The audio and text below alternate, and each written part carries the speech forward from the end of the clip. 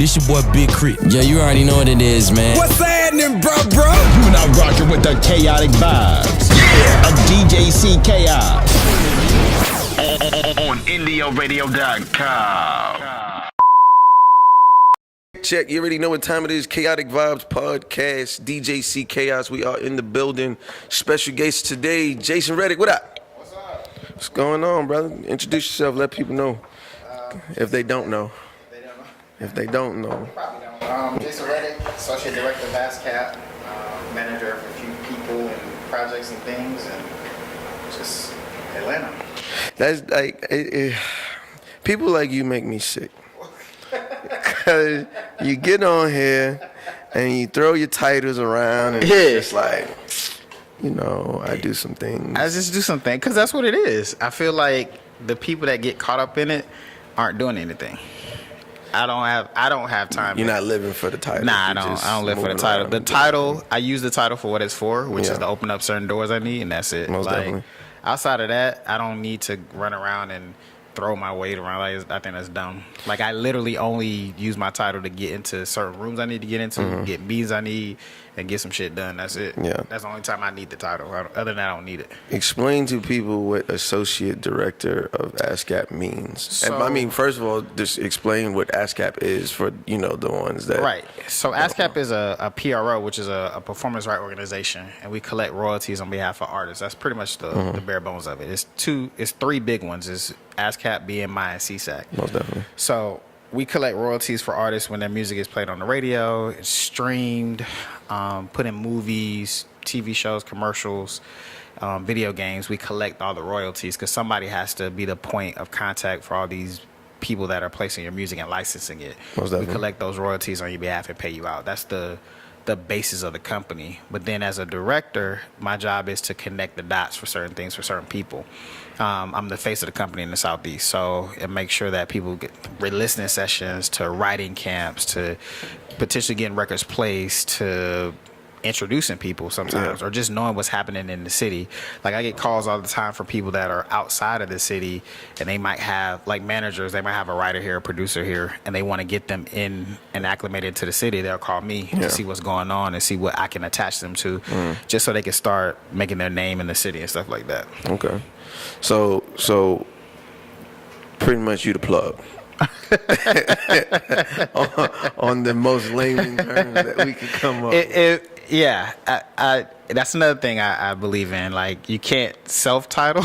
You gotta let people title that for you. So that's what people have told me. So I have to run with it. Okay. Yeah. So because are you from Atlanta? Yeah. Born and raised? Yeah. Well, I was born here. I wasn't raised. I was raised overseas. So I was 15, and then I came back to America my 9th grade year. How did that influence? Like, cause like we just had you changed my outlook on a couple of things in the last 3 minutes, right, off air. So how did that change at least your influence and everything you had musically? And how did you become a rapper? Because everybody's first influence is to become a rapper. That's funny. Or a writer. I didn't want to be a rapper, but I definitely wanted to make beats at some point. Well, I do have pictures where I was like in front of a band performing with like my cousins. For some reason they wanted me to be the lead singer, but that didn't work out. But the influence is, it makes it easy for me to accept music sometimes and listen beforehand without going in with preconceived notions, because I think that's what happens is you do this long enough, you already in your head know what you think you know is trash and whatever. You're not open to accepting things that might hit, because there are things that I know hit, but I didn't believe in. I thought it was okay, but I knew possibly based on the structure, melodies, and how it was rolled out, it was going to hit. Yeah. Because there are certain things that have formulas. Some things they define convention, but then there's some things that just have formulas. Give us an example if you don't mind. I would be surprised to know how many people didn't think the Lil Nas X record wasn't going to go. Oh, yeah. I'd be surprised. Yeah. And I mean by surprise is that it's probably way more people than you think. Yeah. That he probably took the record to, and they just looked at him like, this ain't gonna work, bro. They said it took a year. Yeah, and I could believe that. Because I can believe that he walked into so many offices of people who are established and are the gatekeepers, and they just like, nah, this ain't gonna work, and don't put it out. Yeah. And he found other unconventional methods, which that's the type of record is a record that you would have to Most definitely. do outside of the norm that people believe in to get it going. Most definitely. But when you hear it, like my kids, anything that my kids can rap within the first 3 times of hearing it is a hit. Oh yeah, most definitely. Because that means that it's simple, it's way. melodic, that means it's easy to catch, and it's not too complex. Yeah. And my 5 and 8-year-old, if they can do it within the first 3 takes, it's a hit, regardless. Yeah, they definitely, everybody's singing it. Yeah, everybody's singing it, whether you 40. like it or don't like it, you catch yourself singing it. Yeah, I ain't gonna lie. Like, when the first time I played it, I was like, get the fuck out of here. Man. I seen the reaction. I ran that bitch back. Like, hold on. And I applaud them because they actually ran with the concept too. Yeah. Like he's actually hitting Out here. rodeos. Out here. He's touring with different country artists. Like he's legit running with it. Now I will be curious to see anytime you come out that fast and lean that far into one thing, what he's gonna do next. Yeah. Like what is his whole album gonna look like? Is what's next after this? Like is there anything after this? I'll be confused to see. It's gonna be interesting. I don't know, because it is interesting to me, but only because it's like he already came out talking about, oh, all right, I did that. I'm gonna do the what do you say? I'm gonna do the rock and roll thing. Yeah. It's like, okay, now, like, it's gonna be. I was almost like making a mockery of the shit. Like, oh, I have the right cheat code. And that I think that's why I said it's gonna be interesting to see what he does next, because can we really believe he's authentic yet? Yeah. Because he's putting on the full cowboy rodeo thing, but like when we go to his house, does it look like a farm? Does it look like he really grew up in the backwoods, or does he have like some expensive high rise shit that you can't even put a horse in? Like, is he authentic enough? Did he ride a horse before? Did he really ride it? Right. Did he really know how to ride a horse? Are there pictures when he was growing up with a horse and shit like that? So I don't know. And I think that's what happens is people don't realize authenticity wins out every day. It doesn't matter who you are, what you do. If you're authentic, that shit gonna resonate. Yeah. It doesn't matter. So again, being from Atlanta and watching, like, if you've been here since you were 15, you've kind of watched it over the last decade at least. Yeah. Like, change. Oh, way more than a decade. You know what I mean? Hey, look, I don't put people's business in the street. You know what I'm saying? I'm an old head. Nah, people call me OG at this point. Yeah. Young OG. I'm young OG now. Nah, I ain't gonna lie. Like, I'm 28 and somebody called me at the gas Really? station. Yeah, so no, see, that's disrespectful. You know what I'm saying? That's it's disrespectful. Just, you know, it's the young, old. So I don't know. I'm literally middle child. Like J. Cole, when he made that for me. I'm middle child. Okay. Like I had the big homies, and then I'm big homies. So.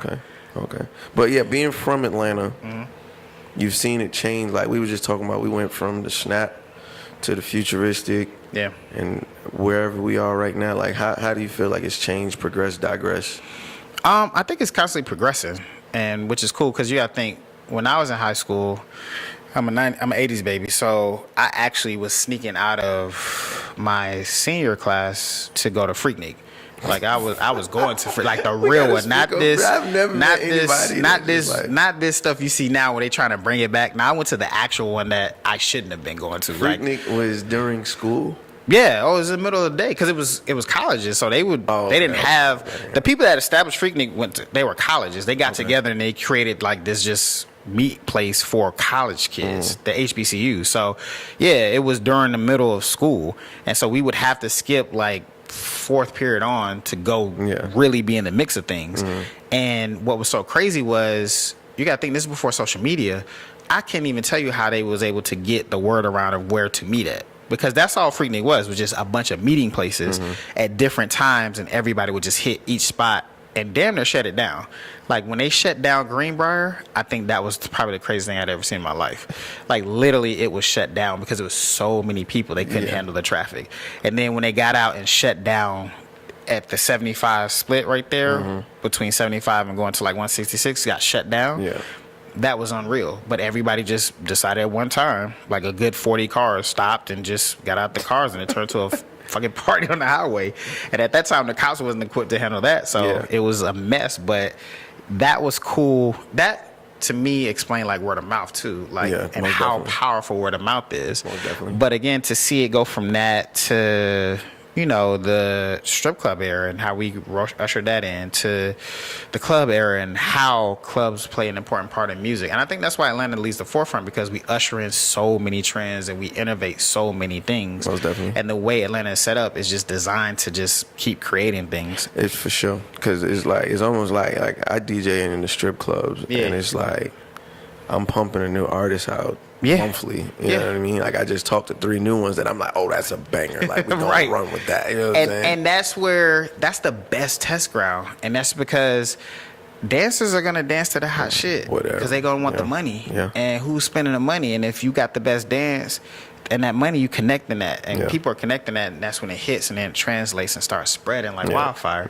And so that's why we're never gonna, I feel like anyway, unless something crazy happens political wise, we're never gonna lose it, because we have the best ground to breed and develop artists and really roll them out properly. And then there's so many fucking clubs out so here. So many clubs, bro. But that's our culture. That's what 30. It's based on. Yeah. I tell people all the time, because I'm from New York. Some people hit me up like, yo, I'm thinking about moving to Atlanta. I was like, look, it's boring if you don't go to the club every day. If you don't literally go to boring. The club, but you know what's crazy? Because I'm from here, it's more than that. I mean, all right, there's an essence to Atlanta. I always tell people, like, there's like this thing in the air where, like, when you wake up in the morning, it's almost like bushy eye. Like, as long as you're not like poor and the lights are out or nothing like that, you just wake up in a great mood. Like, this is true, because it's so chill, and it's like Atlanta. Like, I lived in New York at one point, so you wake up on edge in New York. Yeah, because it's so fast, and you feel like, damn, I overslept 5 minutes. I missed something. Everything, you missed it. But you feel like you got to go get it in New York.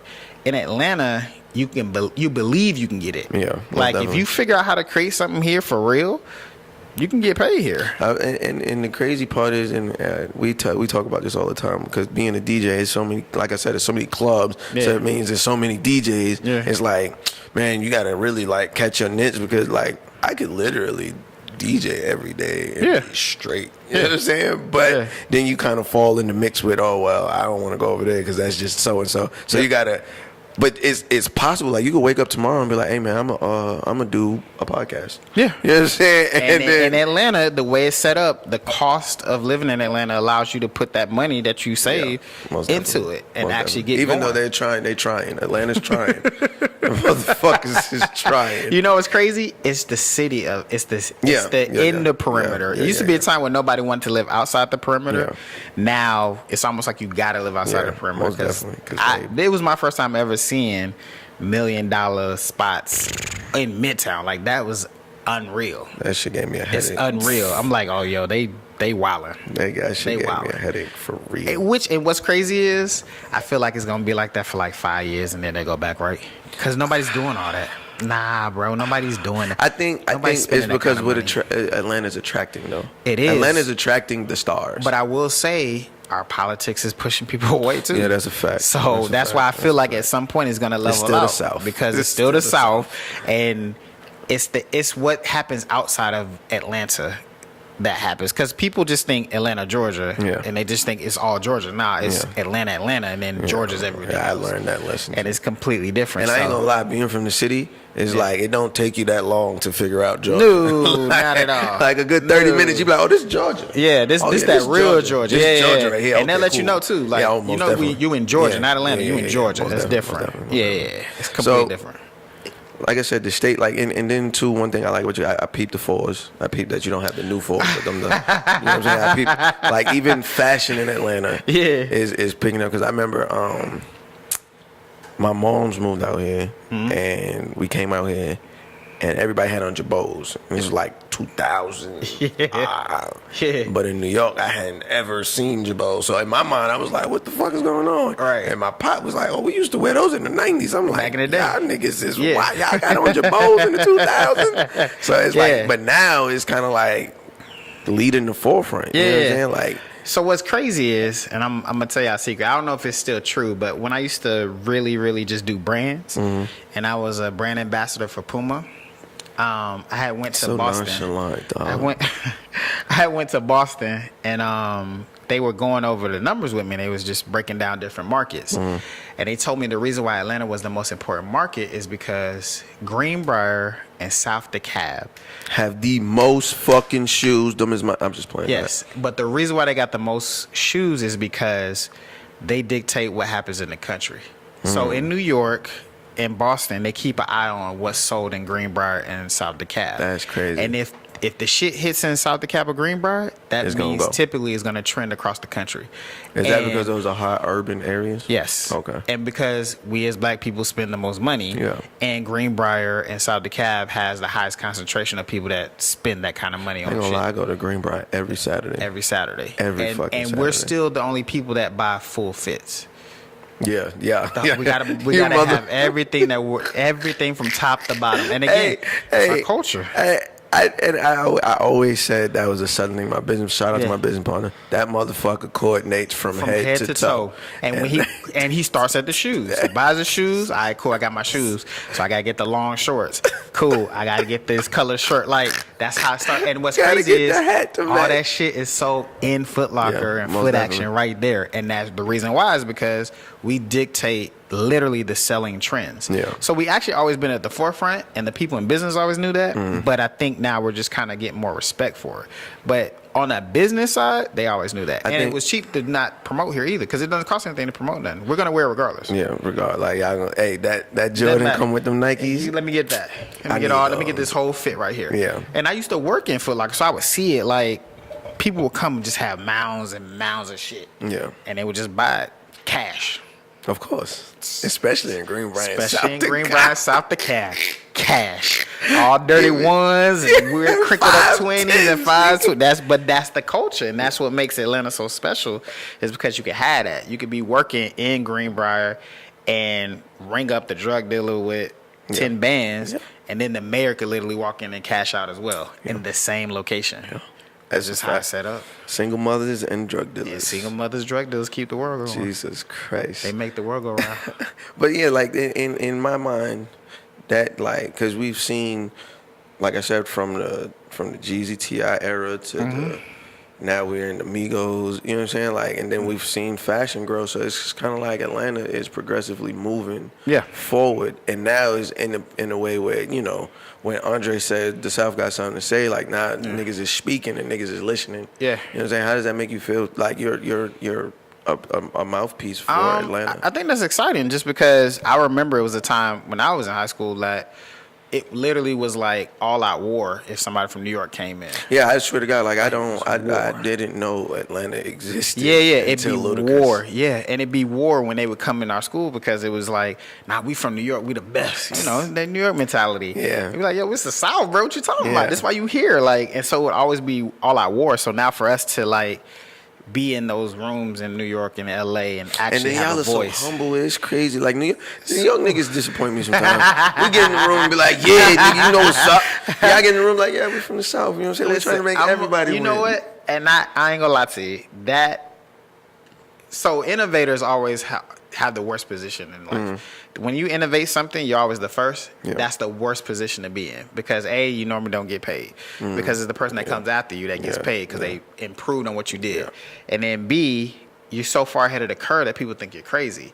And so I had to give props to Dame Dash, because we saw him come in and do that. But then we saw what happened when he did that. Yeah. So a lot of us is like, nah, we can't do that. Like, that ain't the way to go about the business. Yeah. But he did so much, and he was so innovative that to this day, I don't care who you are, he had some effect on what you do today. No, definitely. Well, I shout out to Dame, shout out to Harlem, one of my mentors growing up. Yeah, no, I mean, the only reason when I moved to New York, it was Puff Daddy and Dame, and I moved to Harlem specifically for what part of Harlem you lived in? 135th and Madison.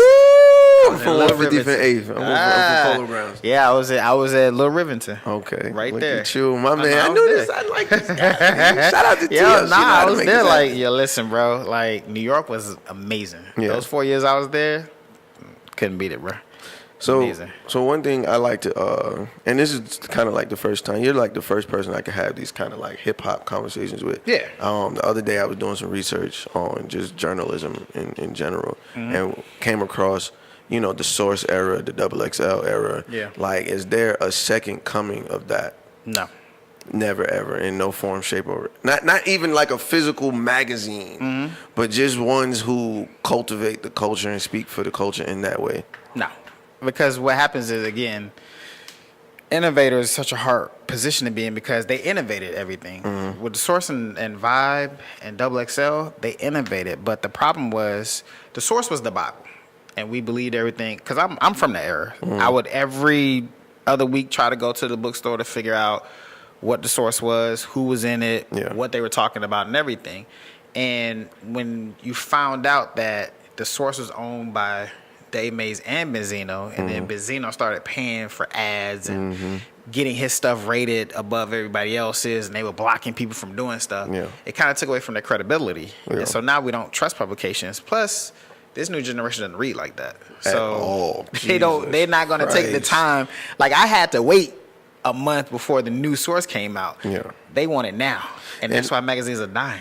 It's crazy you said that because we do a Chaotic Vibes top 5, and I post a video, but on the top of the video it just has the 5 through 1, and motherfucker told me, oh, I ain't read that, I ain't know nothing. I didn't know that was there. No, 5 through 1, no clue. They had no clue it was there because they don't read. Christ. They just want to click. They want to be able to click and see what's good. Is there no bloggable, visual, podcastual? The closest was World Star. But then when you found out that people were paying to get on World Star, it's like, oh man, it's not authentic. Again, it goes back to authenticity. And if I feel like I could just, the person who has the biggest bags is gonna get the best look, I don't believe it. That's a fact. I don't believe it no more. So it'd be hard pressed to find a journalist who was in it just to journal and actually capture the moments and not be persuaded by the money. Because at the end of the day, everybody trying to get the check. Especially if you become the voice of the situation, and them checks is gonna come. Eventually, you gotta take them shits. Like, it's just how it is. I don't care. That rent is due. That rent is due, and journalists don't get paid. Shit. So at some point, that's why you see all the good journalists getting the good jobs too. Because it's like, bro, I gotta go get a check, and if my voice is an influence and I got these connections, I'm out, bro. That's a real deal. Somebody come give me this big old bag. I'm out of here. Like, fuck all this other shit. I got other shit I got to do. And, you know, with the money comes the bigger dreams and the more access and the things you can do. So if you're a journalist and you're writing all this amazing stuff, you're getting all these accolades, but you can better pay your rent, you're like, nah, bro, I'm out. I'm good. Yeah, that's right. And again, that's a lost art. Nobody's teaching journalism to the young generation. So at some point, I don't even know how we're going to get this shit out. I think I heard somebody, like one of my homies' kids is in like pre-K. It was like they took out calligraphy. Like, yes, they took out that's cursive. crazy. They don't even know how to write cursive no more. Like, when I write cursive, my kids like, what is that? Why you scribbling? That's when I found out. I was like, yeah, they took out calligraphy, cursive, they took out art. So there's no creativity like that anymore. That is wild. So I don't think it's gonna happen. It'd be hard pressed. Man, I don't know. I wasn't old enough to like really live through that, so it was kind of like when I do the research on it, I'm like, damn, that would be dope if they dropped it. And it's if they had a new source that was like that, printable and dope. Like, people don't even remember Puff had a magazine called America. She was amazing. It was made like gold foil, silver foil. It was Diddy shit. Puff shit. It was expensive, but it was amazing. Yeah. Hell, Russell Simmons had one too. Like, they had all these high gloss because it was to compete with like the fashion magazines. Yeah. If we had something like that again, it'd be over with, bro. Should be over with. But it would cost so much to make, and nobody's gonna do it. Yeah, nobody wants to. Everything. Internet has created such a low overhead. Yes, and so they're like, why would I spend the money to do something that's a one-off when I could just keep pumping this content and keep doing it? Yeah, Instagram kind of fucked shit up too. They did, which is crazy because there's some articles out now. It's too much content. Yeah. Yeah, I mean, think about it. Like, we was just talking about it. I was like, damn, we're doing like 5-6 interviews a week, dog. Like, shit. It's too much. Like, it's too much content. But it's like, at the same time, like, I can listen to, like, as a DJ, I get all the music. Yeah. And I'm going to tell you right now, after 2-3 weeks of playing it, and I consider, like, this is how I structure, at least Atlanta and most of the country. Yeah. The strip club is like the bottom. Like, we gonna break it from the underground. Yeah. And then I'm gonna call my homie in the big club at the gold rooms or whatever, like, hey, this is what we pushing. And then once they take it up through there, I don't want to play it no more. I'm moving on to the next shit. You know what I'm saying? So it's just kind of like, an artist would be like, man, play my song for 6 months. They'd be like, whew. Bro, you lost your mind by playing for 6 months. Dog, I don't even know what I played last month. You know what I'm saying? Nah, Like, I that's don't even not have the possible. same playlist. But what's crazy is I think that's because people just don't know the business. That's a business thing. Yeah. Like, that's even with just general radio. Like, Yeah. I worked in radio, so I think what happens is people come, like, you have a homie at the station that DJs, or he's a on-air person, and you're going to get him to play your record. The problem with that is you don't have no synergy. So, especially like Atlanta, where you got 4 or 5 major radio stations, if you only got one station playing your record, say you happen to catch and then the other ones pick up. In radio, they're not playing a record that long. So if you caught your homie playing it and he's playing it for 3 months, by the time you get to everybody else, you're out of rotation at the other station old. because they're tired. It's old. Yeah. Their listeners don't care no more. Exactly. And so that's why you never want to attack one person at radio. You got to attack them at once. It has to be a blanket program, which is why labels still control radio, because it costs so much money to coordinate and have a real attack like that to attack all stations across the country. Labels almost control, like, even the DJ. Like, DJs Oh, no, they on, definitely. you know what I'm saying? Oh, yeah, they Like, definitely. That's why they gobble them up in partnerships and shit like that, because they know, like, hey, bro, I'm going to slide you this record, man. Yeah. I'm going to slide you some money, too, to break it. Most definitely. And it's like, all right, I'll break it. But if it don't hit, bro, I'm taking it out. But Like, radio's just like that, too. How do you feel like payola is, like, has it watered the game down? Because, like, there's a lot, I'm not gonna lie, there's some broke artists, Yeah. no lie, that come with some heat. Yeah. But I tell people all the time, I don't have 24 hours to play Play it every right, record right, that, you know what I'm right. saying, that I get. Well, I know payola is not really big in radio, because radio is like the only, and I read crazy, and there's this book called Record Breakers, and it talks about the radio I'm gonna have to industry. see that, too. It's amazing. I'm gonna have to see it's that. talking about it talks about radio and how radio was literally the only, when you look at the branches, almost like the government, the branches of music, radio was the only branch that got actually fined and reprimanded by the government and all these laws and regulations put on them. And so they're real careful about that. And so you get it on a lower level with the DJs getting paid to play stuff. But I think sometimes if the shit is hot, It's just gonna. It's gonna go. I think It's gonna go. I think that comes with, because too, like, we know, like, outside of having to pay, you got to pay for marketing. You know what I'm you saying? gotta have- pay for or you marketing. just have to have a great fucking scheme. yeah, something. But something has to there's connect. so much music that gets washed under the radar because people don't have the budget or don't have the network or whatever the case I don't may even be. think it's the budget. I think it's the creativity.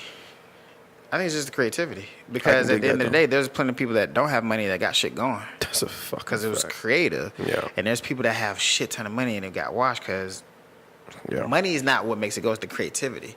Because if I bring you something and we had a relationship and it's creative, you gonna try it out. Most definitely. But if I just throw a bag at you, you're like, all right, bro, I'm gonna play it. All right, ain't that's gonna it. lie. I ain't I gonna met lie. my quota. I'm not playing it no more, and I'm good. I met my quota, dog. You play 3 times? All right, cool. Hey, the month over. I'm good. The month It's- over. it's over, dog. I played my 3 times. You're not gonna renew it? Nah, Say right. no more. Say no more. I'm good. I moved on. Because that's what I'm saying. And that's the thing. The money is like, it dictates you playing it 3 times. Yeah. The relationship is like, oh, I'm gonna play it 3 times, but I'm gonna play it at the peak of the Yeah. club. I'm gonna Yeah. make sure everybody hear it. Yeah. Your money 3 times is 12 people in the club. Yeah. The homie though, who I Yeah. fuck with and I'm invested in, it's 1,000 people in the club, so Yeah. they gonna hear the record. Most definitely. People don't understand that. No, they don't. They don't. It's They totally really don't. different. So being with ASCAP, Yeah. you kind of see firsthand what the streaming industry has done. How do you feel like it's like a lot of people? We were just talking about it. My man feels like he's being cheated. He's been cheated. He's been- Why he being cheated? He feels like artists are Get getting it right. Get it right. I personally feel that not just me as an artist, I Yeah. feel that the entire spectrum of all creators are being cheated, because for Apple and Tidal and Spotify and Deezer and radio to all give me a different percentage cut, but then tell me that my 1% has to be 1,500 of those same percentages to come across to equal one sale, tells me that they're not telling me the true value of my stream. Right. And I can't speak for ASCAP because we have these relationships and partnerships, but from my vantage point and how I see it is, to be honest, That's how radio is, actually. But nobody questions it because it was such an established thing beforehand that like, it's almost like, I don't know if you've seen Avengers, like the end game. Right. And Thanos was like, oh, I realized that I only took half of y'all away, but I need to take all y'all away because some of y'all remember what it used to be. The reason why your generation don't question radio is because you wasn't here when radio came about. Right. But that's how radio used to be, where even when you get paid from radio, you have no clue how that happened. You have no clue what the payout is on radio. You just saw that your song was played X amount of times on radio, which is what they told you. Right. Because there's no algorithm, because radio doesn't release how often they play it. Only the labels have access to see how many spins were there, or somebody within the music business. But just an independent artist has no clue really how their shit was spent. And certain spins do not equal money because it's based on the time it was played, what advertisement came before it, all these things. It's the same thing with streaming. The problem is that everybody looks at streaming as the enemy because you guys are so used to getting all the information. Like there's no such thing as not being able to Google something in your generation. Right. But the problem It's is like with the business. smartest generation Yeah, ever. because there shouldn't be y'all in y'all head. Y'all like, nah, bro. I should be able to Google this and should be able to tell me exactly what's going on. And in business, you can't Google private companies and their business practices. So each company is independent and they have their own algorithm and methods of streaming, which is why they're coming out with the laws, the MMA Act and all that, Right. because they're trying to regulate it on a system to where people can actually say, oh, I streamed this amount of times, this equals $1, this equals 50 cents, stuff like that. So that's what they're trying to do. But the problem is you're trying to coordinate multiple companies, one. Two, who's going to be over that? Who do you trust that's going to be in position to not be greedy and get paid to fluctuate it and be like, nah, dog, your streams equal this amount of money. Like, and that's where the problem is nobody realizes that who's going to be the one to actually oversee that and make that happen. I think the best way to probably combat that from even an independent scale or a scale where an artist is trying to build their own is to either partner with or build their own company. Simply because that if we're not getting the information, the tech companies have the information. I think if we can't get into the private companies' business practices, why not follow their model? Because if we don't have CDs anymore, wouldn't building your own streaming service be the same thing as putting your own CDs on the market? That sounds like an amazing thought process, but not realistic because it's four of us in here. So all four of us going to have a different company. Somebody got to go work with somebody else's company. We can't all just have four separate companies. Right. Somebody got to be in here and be like, you know what? I'm a partner with your company, and then we just run it through you. But that's the problem. Nobody's going to do that. It's too many of us that feel like we have our own visions, or there's too many of us. In my generation, there were people that was cool with being number two. Hell, the generation before me, there was Puff, and then there was Harv Pierre. Harv wasn't any less than Puff, but he was cool with being number two and making sure shit happened. There was L.A. Reid, there was Benny Pugh. Benny's still the man, but he's like, yo, L.A., you go run the forefront. I'm going to make sure the shit happens right here. It wasn't about him and his name on the door. Everybody want their name on the door. So especially in this generation. Who going to be like, yo, bro, I'm going to be the greatest number two there was. Nobody wants to be the vice president. Everybody wants to be the president. Who wants to be the greatest number two, though? And until that happens, it's not... They're going to be able to run it up the way they run it up, and we're not going to be able to do nothing about it because nobody wants to play their positions. It's too many of them. We're literally playing basketball where everybody has a position list. They're just positionless. I played 4, I played a 5. Nobody wants to be like, nah, fuck that, bro. I'm going to be the best 5 there is. I'm going to be the best center. I'm going to be the best point guard. Nobody wants to do that. Hell, everybody wants the ball. But nobody wants to be like, nah, I'm going to come out these screens, bro, and get my points. Nobody wants to be Lou Will no more. Lou Will, the reason why Lou Will's winning, because nobody wants to be the 6th man. That's why he said, I found something that was me, and I made it. I became the greatest at it. Right. Everybody want to be Russell Westbrook. Because everybody want to be Russell Westbrook. They want to start. They just want to dominate the game and play. And when you look at it, Lou actually plays more minutes than everybody. So coming off the bench ain't really a big deal to him because he's still going to get more minutes than the starters. He don't give a fuck. He going to cook and make sure his contract hit his shit that hit. Yeah. He going to get paid. Doesn't matter. He's one of the greatest 6 men ever. But it's not many people that want to take that position and be like, hey, bruh, dang, I'd be the greatest number 2 there was. I'd be the best vice president of the company. They don't want to do that and create their own lane and create who they want to be. They just want to be at the